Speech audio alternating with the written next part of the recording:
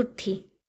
ଗଣେଶ ପୂଜାକୁ ହିନ୍ଦୁ ଧର୍ମର ଏକ ପ୍ରମୁଖ ଉତ୍ସବ ଭାବେ ପାଳନ କରାଯାଏ, ଯାହା ଶ୍ରୀ ଗଣେଶଙ୍କ ପୂଜା ପାଇଁ ନିର୍ଦ୍ଧାରିତ।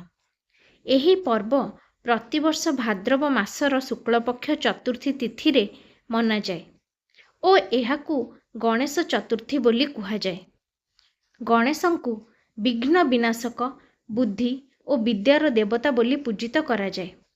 ଏହି ଦିନରେ ଗଣେଶଙ୍କ ମୂର୍ତ୍ତିକୁ ବିଶେଷ ଭାବେ ସଜାଯାଏ ଓ ଦେବୀ ଦେବତାଙ୍କ ମଧ୍ୟରେ ପ୍ରଥମେ ତାଙ୍କର ପୂଜା କରାଯାଏ।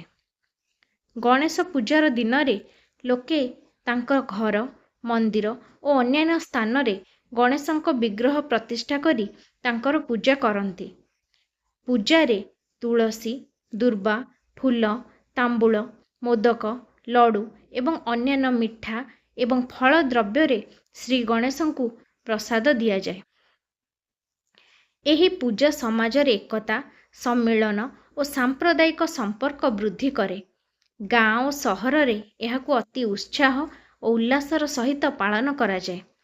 ଗାଁର ଛୋଟ ଛୋଟ ଶିଶୁମାନେ ଏହା ପାଇଁ ବିଶେଷ ସାଜସଜ୍ଜା କରି ଭଗବାନଙ୍କ ପାଖରେ ତାଙ୍କର ଅନୁଗ୍ରହ ପ୍ରାପ୍ତି ପାଇଁ ଆଶା କରନ୍ତି।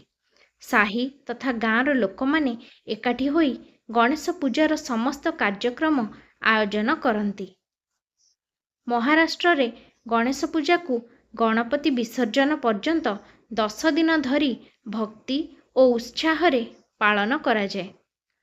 ଗଣପତି ବିସର୍ଜନ ଦିନରେ ଗଣେଶଙ୍କ ବିଗ୍ରହକୁ ବିଭିନ୍ନ ପ୍ରବନ୍ଧନା ସହିତ ଜଳରେ ବିଲୀନ କରାଯାଏ।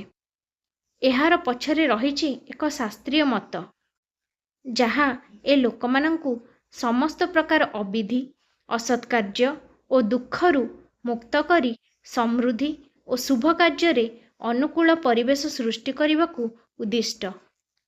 ତେଣୁ ଗଣେଶ ପୂଜା ଲୋକମାନଙ୍କୁ ଏକତା, ସମୂହୀକରଣ ଓ ନବ ସଂକଳ୍ପର ପ୍ରେରଣା ଦିଏ, ଯାହାକି ସମାଜର ଶାନ୍ତି, ସମ୍ମିଳନ ଓ ସମୃଦ୍ଧିର ପ୍ରତୀକ ଭାବେ ଗ୍ରହଣ କରାଯାଏ।